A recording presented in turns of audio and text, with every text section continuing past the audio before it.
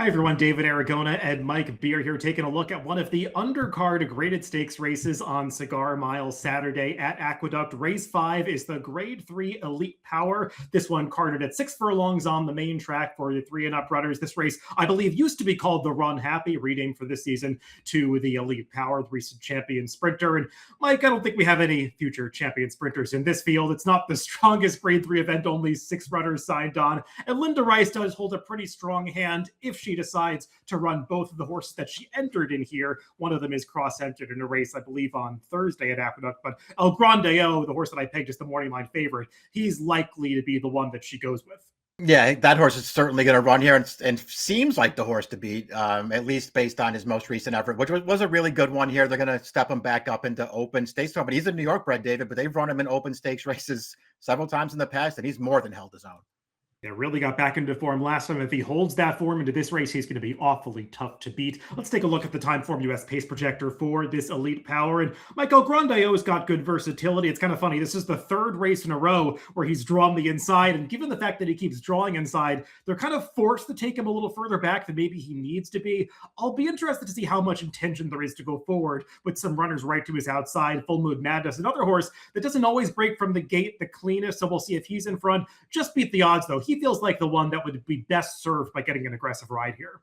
I agree with that. And he's, just beat the odds as a horse who's coming into this race fresh too. So you maybe expect him to show some fresh speed here off the layup. El Grande, as you mentioned, yeah, third time in a row now, breaking from the rail. It really cost him 2 starts back at Saratoga, but he was much better from the gate last time. And he's got Pratt again. Pratt just, he tends to make the right decisions, and he's aggressive when he needs to be.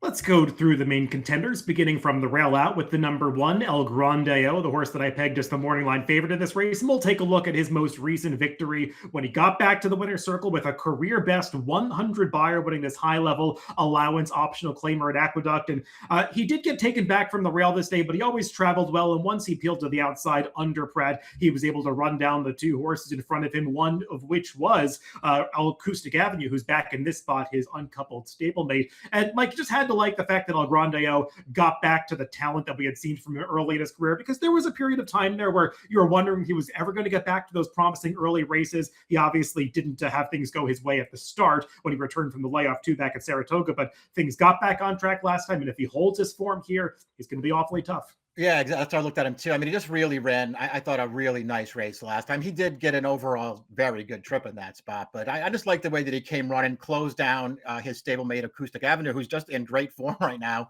And, got by that horse at the end. The other thing that I just really appreciate about him, David, is they've obviously took their chances going a little bit longer with this horse in some better races, but he's always just felt like a better sprinter. They're concentrated on those races now, and he seems like he's very well spotted here. Yeah, and I'll just point out, they went really slow early in that race, nearly 46 to the half. And I know it doesn't look like he made a big run from off the pace, but to close ground as the only horse to make up any ground in that race, I think deserves a little bit of extra credit. The number 2, Full Moon Madness, he's a horse who's been, right at this Grade 3 unlisted stakes, level for a long time. He typically is competitive in these types of races, especially through the fall and winter time at Aqueduct. Mike, it feels like lately you could make the argument that maybe he's lost a bit of a step. He's been in some spots where it looked like he was supposed to get the job done. He's only won 1 of his last 5 starts. His last race, he was stuck pretty wide every step of the way. I still wanted to see him do a little more running through the stretch. I feel the same way about him. His last 2 races just aren't that inspiring, even though he hit the board in a couple of stakes races. And yeah, he was, sort of on the chase on the outside last time. I didn't think it was some kind of huge excuse for him. Listen, I know he's better than that. He's got a race in him that's going to make him really tough in here if he can show up and run it. I don't necessarily trust him to do that, but I won't be shocked if he does.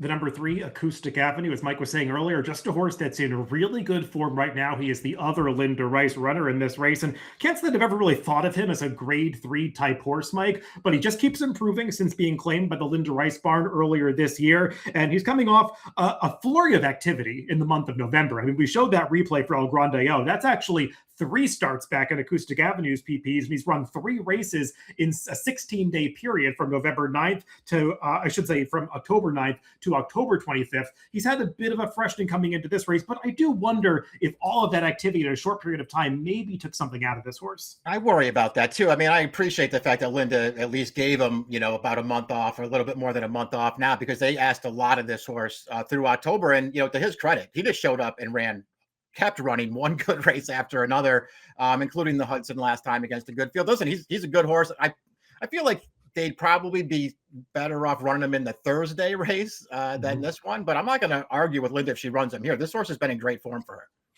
The number 4 just beat the odds. I think his connections would be pretty happy if that pace projector comes to fruition, because it doesn't feel like there's a ton of speed in this race. And this horse does have the gate speed to go forward early, something he did too back when he returned from a similar layoff over this track against high-level allowance optional claimers to wire a field at every step of the way, leading before extending his advantage over some pretty talented rivals. Earned a 103 buyer. If he could get back to that kind of spot, that kind of speed figure in here, he'd be a major rival for El Grande O. He did lose his last race that we saw him all the way back in April of this year. Didn't love that he conceded the lead that day, was maybe a little further back than he needed to be, was closing into a slow pace at the very end of that spot, beaten by a very good old class horse in Surveillance. Mike, this barn, very good off layoffs, does have that to contend with, but this horse has run well fresh before. Yeah, he ran the best race of his life off of a really long layoff 2 starts back. So if he can do that again, he's obviously tough in here. I didn't really know what to do with him, David. Obviously, his last 2 races make him a major player in here if he comes back and runs like that off the layoff. I can't say I loved anything he did before that. And then, I'm not sure how much I trust the 103 that he ran off the left, just because that was a super slow pace, at least in my opinion. They just let this horse walk on the lead and that they did not challenge him. And so I'm not really sure how much credit I want to give him for running the race that he ran there, but I have to respect him in this field because it's just not that strong.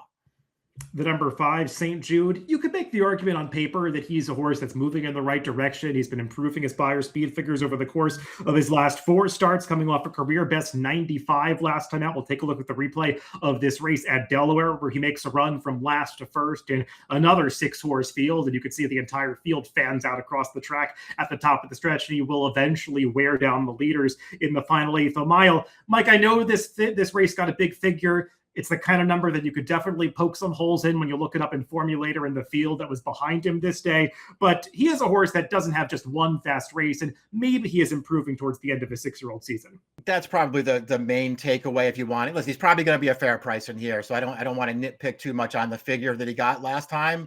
And it was, a turn back for this horse, and he handled it really well to get the job done coming last to first in there. I don't feel like this race is going to necessarily set up great for him. And this race to me is a lot tougher than that one we just watched.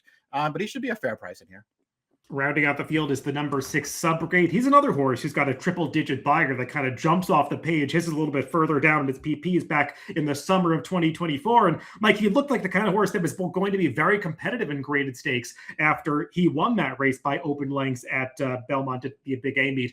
But it just hasn't really come to fruition for Subrogate. He's a horse that often does himself no favors because he refuses to change leads in his races, and he just often lacks finish, I think, due to that flaw in either conformation or the way that he runs, and that's been evident watching his recent replay. So I just wonder if his window of opportunity is passed at this point. I feel the same way, but I mean, obviously, he had a brief window there where it did really feel like he was going to be able to compete in stakes races. I mean, after the 106 buyer, David, he went off at 3-1 in a grade 1 race at Saratoga. I mean, it obviously hasn't happened for him. I don't love any of his recent races, and just didn't want to bet him in here, but he's got a race in him that would give him a real chance.